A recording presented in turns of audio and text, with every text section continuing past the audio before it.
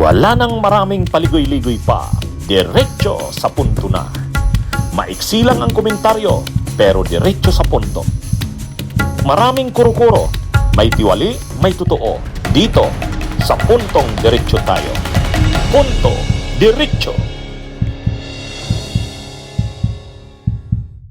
Mga kabunyog, mga kababayan, magandang araw po sa inyong lahat. Ayan, welcome po sa ating talakayan. Matapos po ang unang araw ng paglilitis kay Sara Duterte. Ito po yung impeachment trial, nagsimula na po formally. At ang pinaka-importanting nangyari ngayon, bukod sa mga preliminaries, ang pinaka-importanting nangyari ngayon na naging matindi ang balitaktakan, yung pag-elect kay Chis Escudero bilang presiding officer. Ipaliwanag ko kung anong nangyari. Nagbalitaktakan. Kinontra sana ni Alan Peter Cayetano, sumuporta si Pia, kaya lang hindi naman nakapurma. Nagdrama pa si Pia. Si Senador Kiko Pangilinan, matindi, barado sila kay Senador Kiko Pangilinan. At saka si Gatchalian, hindi naman nagpasindak kay Alan. Kahit napaka-kulit ni Alan, masyadong madaldal kanina, hindi naman nagpasindak si Gatchalian, relax lang. Pero yun yung nangyari, mga kabunyog, yung pag-elect kay Chis Escudero. Your Honors, pursuant to Rule 2 of the Rules of Procedures on Impeachment Trials, as amended, I move to elect Senator Judge Francis Joseph Guevara Escudero as the presiding officer of this impeachment court. Objection, Mr. President, and may I allow to... We proceed Objection, to... Mr. President, I'm allowed to object and I'm allowed to Yes, explain you're my allowed to objection. object. You're allowed to object, but we will No, proceed Mr. with President. the division Mr. of the President, House. point of So order. those who are, Sir, point of order, those Mr. who President. are in favor of the Mr. motion President, of you're Senator allowed to Lacson, explain para please- ma-convince mo nga please yung iba. raise your hand. We will vote by raising of hands. So, those who are in favor of the motion of Senator Lacson electing Senator Chis Escudero as the presiding officer, please raise your hand. The clerk of court is directed to count the votes. No, in our rules sa parliamentary procedure.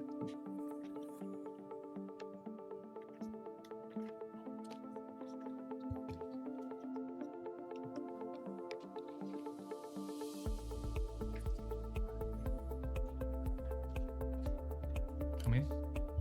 How many? Explain my vote, Mr. President. Hold on. Allow the chair to make a ruling.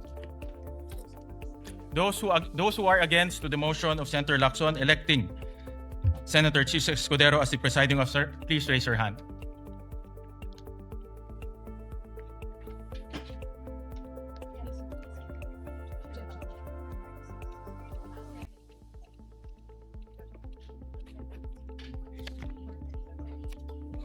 Ilan?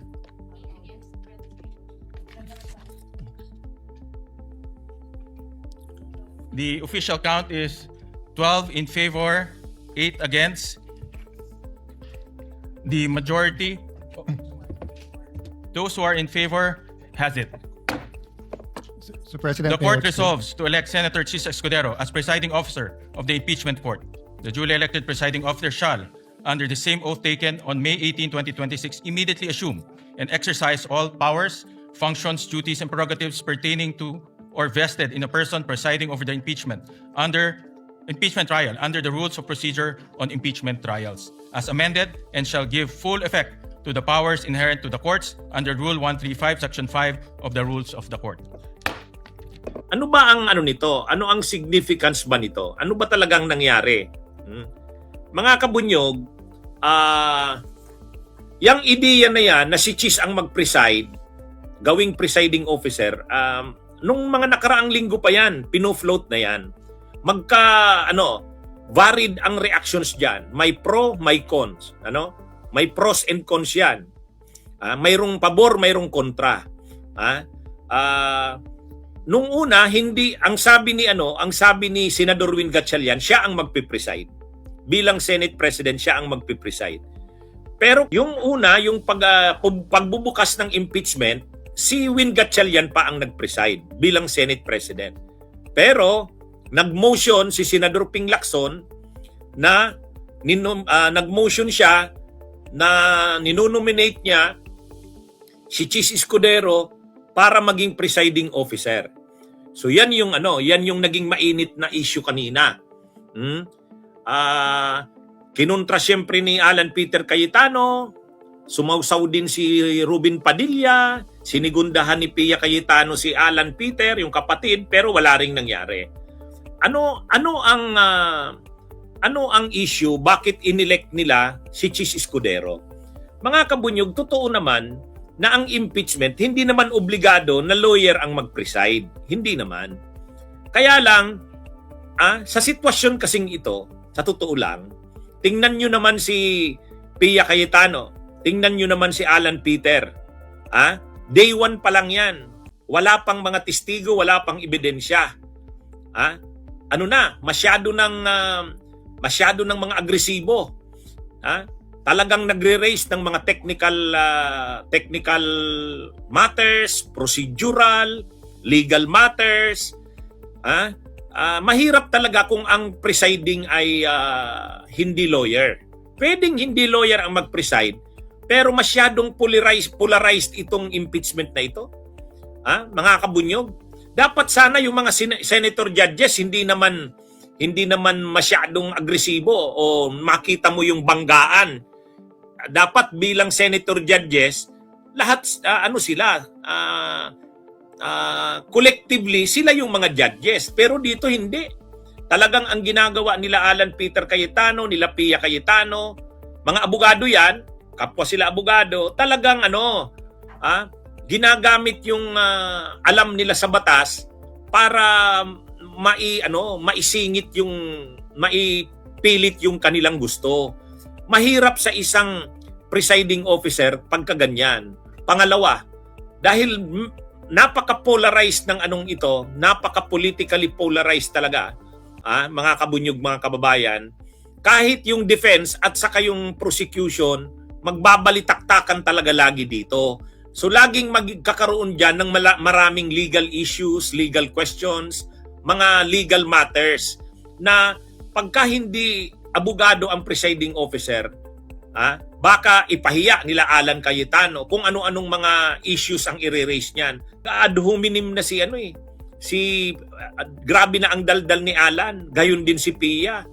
Dinadala na sa issue ng mga legal matters. Imaginin nyo yan kung hanggang yan sa February, ganyan. Aside pa yung mga lawyers, yung lawyers ng defense, ng prosecution, medyo mahirap sa part ng presiding kung hindi abogado. Bagamat hindi naman talaga required na abogado, totoo yan. So nag-isip ang mga mayorya ng senador, yung grupo nila Gatchalian, Soto, Lacson, na mag-elect ng presiding officer na lawyer. So ang lawyer sa kanila, sa majority, si Chis Escudero at si Kiko Pangilinan. Si Kiko Pangilinan, magaling sana yan, siyempre. Kaya lang, siyempre, masyadong identified si Kiko Pangilinan sa oposisyon. Saka sa Dilawan, Pinklawan, talagang malinaw yan na anti-Sara.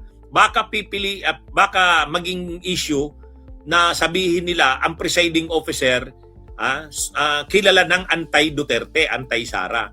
So, ang napagkaisahan nila para maipakita na fair ang Senado, ang impeachment court, ang senator judges ay fair, patas, ayan, linagay si Chis Escudero. Kaya lang magtataka ka, bakit kakampi naman nila si Chis Escudero dati, ngayon ayaw na nila Cayetano at saka nila Ruben Padilla, nila Pia Cayetano, ayaw nila. Mas gusto pa nila Alan Peter Cayetano, yung mga pro-Duterte na senador, ang gusto nila si Win Gatchalian. Bakit? Sa tingin nila, kaya nilang brasuhin si Win Gatchalian. Kaya nila itong pahiyain. Pag napahiya si Win Gatchalian, mapapahiya ang Senate, ang mayorya ng Senado. So hindi maganda. Alam naman natin yung style nila Alan. Alam naman natin ang style nila Pia.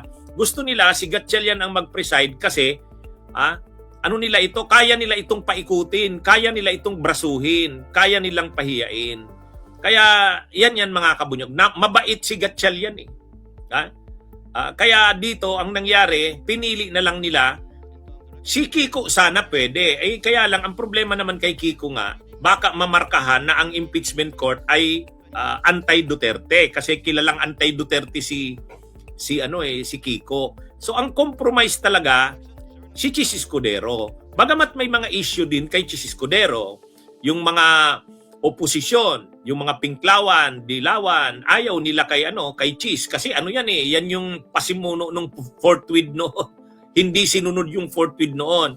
Pero na yan, tinabi na yan. Mas nakita ngayon yung malaking pangangailangan na ang importante, ang magpipreside ay hindi kayang paikutin nila Alan Cayetano.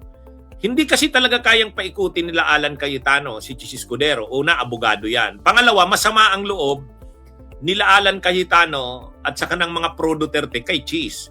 Kasi tingin nila dito, traitor daw eh. Ay traitor daw. O yan, mga kabunyog, mga kabayan. So yan po ang nangyari. Isa sa mayor na nangyari ngayon sa day 1 ay ang balitaktakan sa pag-elect kay Chis bilang presiding officer. Okay, mga kabunyog, mga kababayan, magandang araw sa inyong lahat. Mabuhay po tayo.